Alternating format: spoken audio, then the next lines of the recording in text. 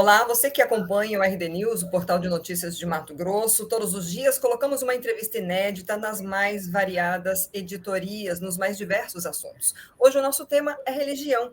Temos em Cuiabá um novo arcebispo, Dom Mário Antônio da Silva, que é também o segundo presidente da CNBB, e nós vamos conversar um pouco com ele sobre toda a sua missão. Dom Mário foi nomeado pelo Papa Francisco em fevereiro, assumiu no dia 1º de maio o seu ministério pastoral. Para quem está nos acompanhando, a Arquidiocese de Cuiabá engloba as cidades, além da capital, Várzea Grande, Santo Antônio de Levergera, Corizal, Barão de Melgaço, Jangada, Nobres e Rosário Oeste. Dom Mário, muito obrigada por ter aceito o nosso convite para esse bate-papo, para essa conversa, para que as pessoas possam ter mais oportunidade de conhecê-lo. E já de início, eu gostaria de saber com o senhor como é que está sendo esse início, né, de pastoral. É uma arquidiocese bastante diversificada, com todos esses municípios, também com uma extensão territorial muito grande. Qual o principal desafio para o senhor? Obrigado, Lídice, por esse momento de entrevista. A minha saudação a você e a todos que nos acompanham na RD News.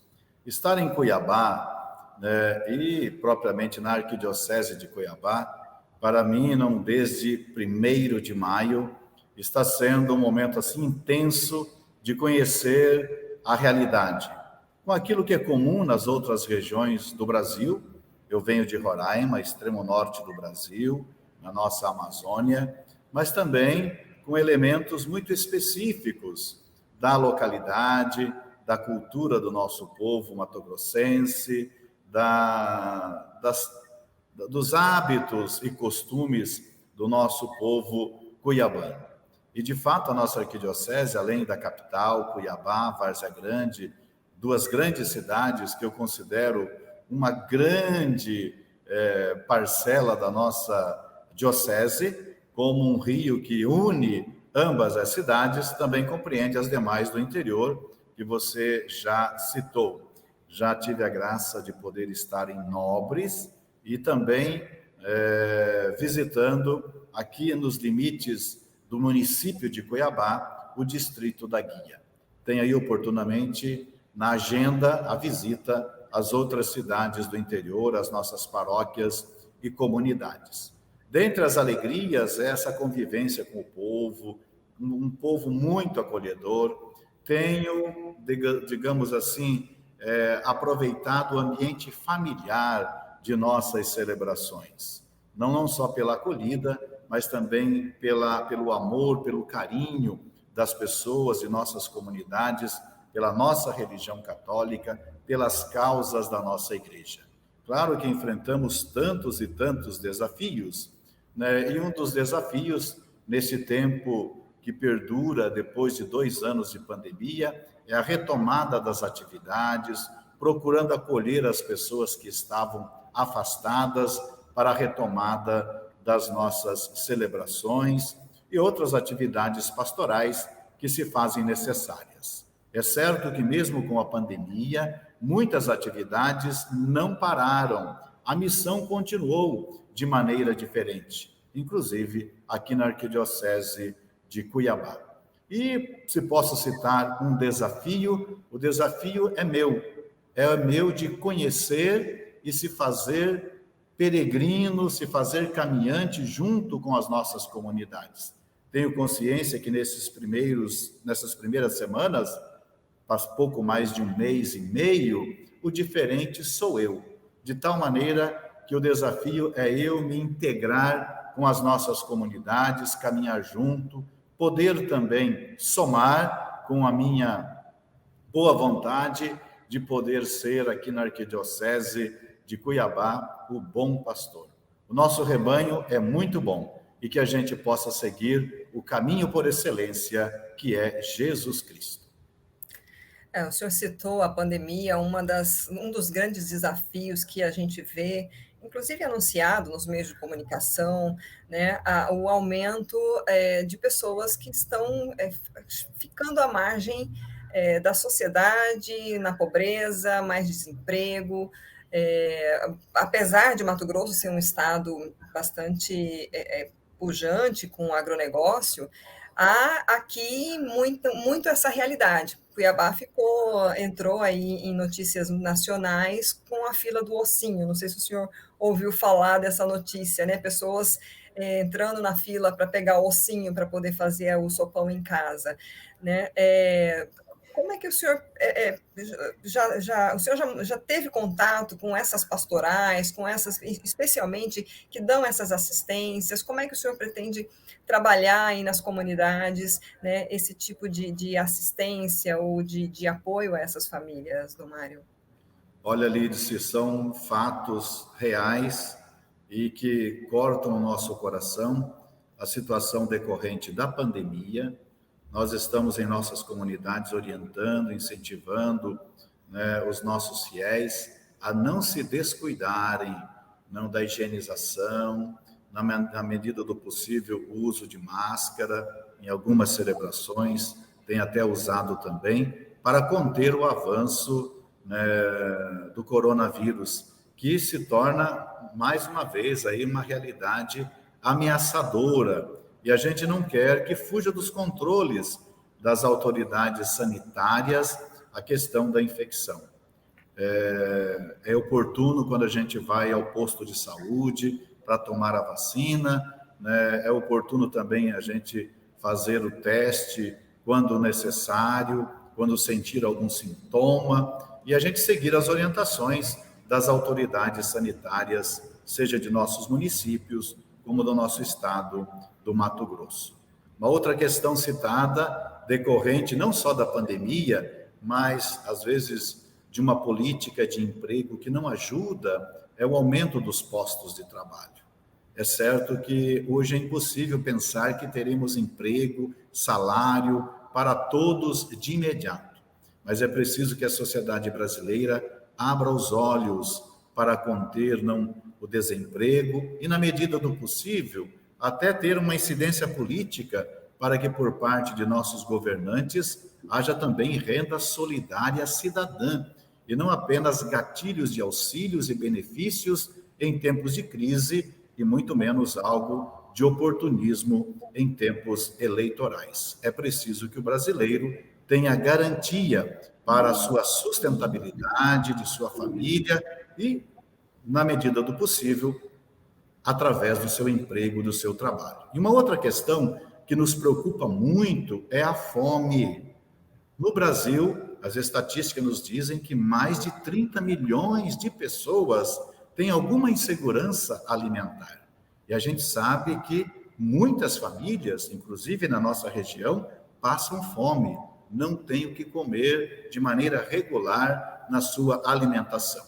E nós temos incentivados, né, as pessoas com campanhas de alimento nas nossas comunidades, com distribuição de doações de cestas básicas por parte de pessoas, empresas e projetos que a gente consegue. Estamos também em diálogo em várias paróquias na reorganização das nossas pastorais sociais, em parceria com Cáritas local, com Cáritas nacional, para que a gente possa ir, na medida do possível, em socorro das famílias que passam por necessidade. É impensável que no Brasil, que bate recordes de produção de alimentos, inclusive a nossa região, a gente tenha tantas pessoas passando fome, passando necessidade. Não é falta de alimento, é falta de boa vontade, é falta de partilha e solidariedade. E o caminho nos ensina o Evangelho, partilhar o pouco que temos com aqueles que menos ou nada têm. Essa semana que passou, o Papa Francisco fez aí um encontro das famílias, falou para as famílias, né? E hoje nós vemos muitas realidades diferentes nas famílias, não famílias formadas, claro, por casais, mas existem muitas realidades de filhos sendo criados por parentes, por questões adotivas, casais homoafetivos que resolvem adotar crianças e formam, então, uma família. Qual o seu posicionamento com relação a realidade que a gente vive, como as pessoas devem olhar para a doutrina da igreja, né, e se sentir acolhidos como família numa realidade tão diversa, Dom Mário. De fato, sim, o Papa realizou aí o Encontro Mundial das Famílias e fez uma convocação a todas as famílias para viverem a vocação matrimonial, a vocação à santidade. E a gente sabe que o espírito de família não se constrói por uma estrutura apenas, mas por relações, relações humanas, relações fraternas, relações de respeito, de educação e de crescimento, por que não também na justiça, na prática da fé, esperança e caridade. Para nós da Igreja Católica, a família é um tesouro que não tem preço. É a obra predileta de Deus para a humanidade, não apenas para continuar a procriação, a geração de filhos, mas também para ser um ambiente de amor entre as pessoas, em que se revela também o louvor e o culto sincero e autêntico ao Deus, nosso Criador. A igreja tem um espírito de acolhida e as famílias, né, que desejam se construir no sacramento do matrimônio, a igreja oferece o sacramento entre um homem e uma mulher. Então, a doutrina da igreja é muito clara nesse aspecto do casamento religioso entre um homem e uma mulher na formação de família. Claro que nós encontramos muitas famílias que não chegaram a receber o sacramento e hoje tem a mãe com seus filhos ou o pai com os filhos, né? A família é chamada monoparental. Denominamos também no mundo de hoje a família, né, as pessoas homoafetivas. É claro que a igreja não deixa de acolher, né, essas pessoas e de oferecer a eles a possibilidade da oração, mas nós, como doutrina da Igreja Católica, não oferecemos o sacramento do matrimônio para as uniões homoafetivas. Não temos preconceito, mas temos esse critério de valorizar como casal, como família, o homem e a mulher, né, na nossa doutrina católica. Claro que queremos com todos o respeito e oferecer os caminhos de santidade, a oração, a caridade, o respeito, sem preconceito, mas com critérios de valorizar aquilo que é coerente com a nossa doutrina, não a lei pela lei, mas a doutrina como um caminho de melhor servir a Deus e como caminho também de maior comunhão com Deus e, por que não, com as pessoas. A todos, independente da sua orientação sexual, o nosso respeito e a nossa oração e comunhão. Uma outra questão ainda a respeito da doutrina da igreja é a opção pela vida e a não aceitação do aborto de forma alguma. Né? A gente viu aí essa semana que passou muitos debates em torno da história da menina que foi estuprada, engravidou de 10, 11 anos e a mãe buscou aí o aborto legal, que a legislação já permite nesse caso, houve uma negativa, acho que o senhor acompanhou e muitos acompanharam essa história, né, com a juíza e a promotora de justiça tentando dissuadi-los de fazer esse aborto, e no fim das contas eles acabaram conseguindo que fosse feito, e no fim de semana surgiu uma outra história, que foi justamente de uma atriz que conta a própria história, que foi violentada, que concebeu, descobriu no final dessa gestação, decidiu manter essa gestação e entregar essa criança legalmente para adoção. A gente vê muito em torno, e principalmente redes sociais, um grande debate e muitos julgamentos acerca da mulher, né, em especial. Se decide manter a gravidez, se decide entregar para a adoção, enfim, como a igreja, as comunidades podem ajudar essas famílias em situações como essas, para né, acatar o que é aí uma orientação da igreja de acolher essa vida, porque é uma alma, é uma vida que está ali se formando, é um ser humano, né, sem dúvida, e de repente ajudar. Existe essa estrutura, o que precisa para melhorar, digamos, então, essa estrutura, para que as pessoas que queiram, né, eu quero seguir a minha fé, eu quero cumprir, eu quero, tenham um apoio maior para viver esse momento tão difícil, tão duro. Essa menina vai carregar isso para a vida inteira dela, essa família, né? Toda a repercussão também que saiu em redes sociais é muito pesada para uma história como essa, né? Como é que poderia melhorar nesse sentido, Dom Mário? A igreja ajudando e dando esse apoio.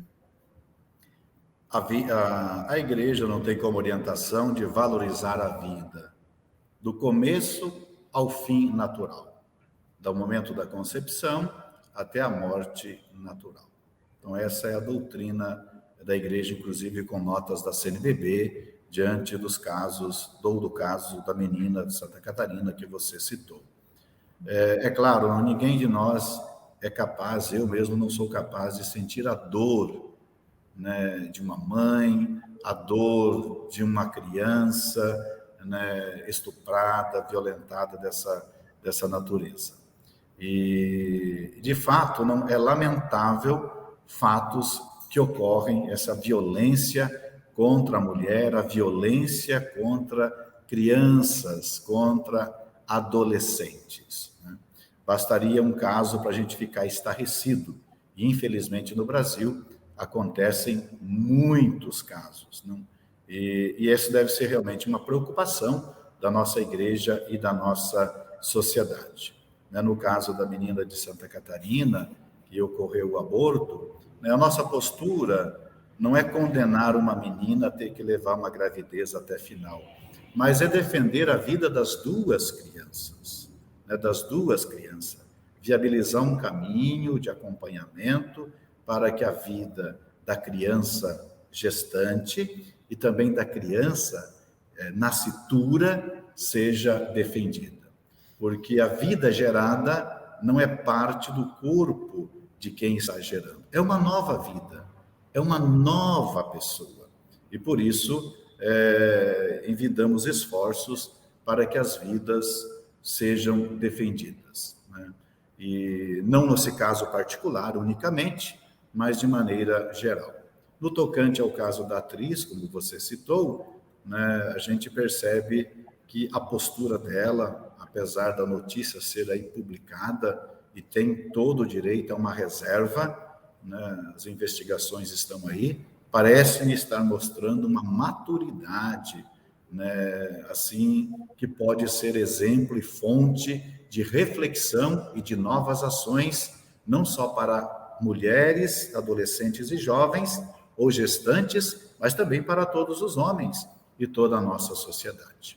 No tocante às necessidades aí, como você perguntava, Lídice, eu vejo, nós temos a pastoral familiar. A pastoral familiar que tem como preocupação as realidades bonitas, alegres de nossas famílias, mas também as realidades angustiantes e até desesperadoras. Por isso, é a nossa vontade, o nosso esforço de que em cada uma das nossas paróquias tenha grupos de famílias, casais, que se coloquem na escuta das pessoas mais necessitadas e que, ao mesmo tempo, identifiquem no silêncio da família, às vezes no segredo, no esconderijo social, famílias e pessoas que precisam de apoio, de orientação, não só pelo quesito religioso, mas também humanitário, às vezes direito, na questão alimentar, na questão de melhoria das suas estruturas de habitação. Eu vejo que a caridade é um todo em favor da vida humana. Oxalá que a gente possa ter uma pastoral familiar, como diz o documento de Aparecida, uma pastoral familiar vigorosa, presente na vida das famílias, nas suas alegrias, nas suas tristezas, nas suas doenças e na sua saúde. E para a gente encerrar, o tempo já passou rápido. Tem alguma questão que o senhor gostaria de abordar, que a gente não tratou aqui? Olha, eu só gostaria, nesse âmbito religioso, para nós católicos, temos o Papa Francisco como alguém que nos aponta um caminho belíssimo. Eu sei que muitas pessoas não católicas também admiram o Papa Francisco, mas eu quero dizer que não basta admiração ao Papa Francisco, é preciso adesão aos seus ensinamentos. E ele vem nos ensinando ultimamente com o convite ao processo sinodal, nos convocou a um processo de caminhar juntos. O sínodo significa caminhar juntos, de 2021 a 2023, refletindo sobre comunhão, participação e missão. É a grande convocação que faço a todos que nos acompanham pela Rede News, de se empenharem e também de entrarem, se ainda não estão, nesse processo sinodal da nossa igreja, para que caminhemos juntos e que, como fiéis em Cristo, pelo nosso batismo, possamos produzir frutos na caridade para a vida do mundo. Ok, Dom Mário, muito obrigada pela sua disponibilidade, pelo seu tempo, pelas suas informações. A gente lembra aí o internauta que nos acompanha que pode acessar o site da Arquidiocese de Cuiabá para acompanhar aí todas as programações, tudo que está sendo desenvolvido, não só aqui na Arquidiocese, né, mas tem muitas notícias também de fora, e a Rádio Bom Jesus, que é agora a FM, e, né, lembrando os canais de comunicação, né, Dom Mário? Obrigado pela parceria, muito bem, bem lembrado.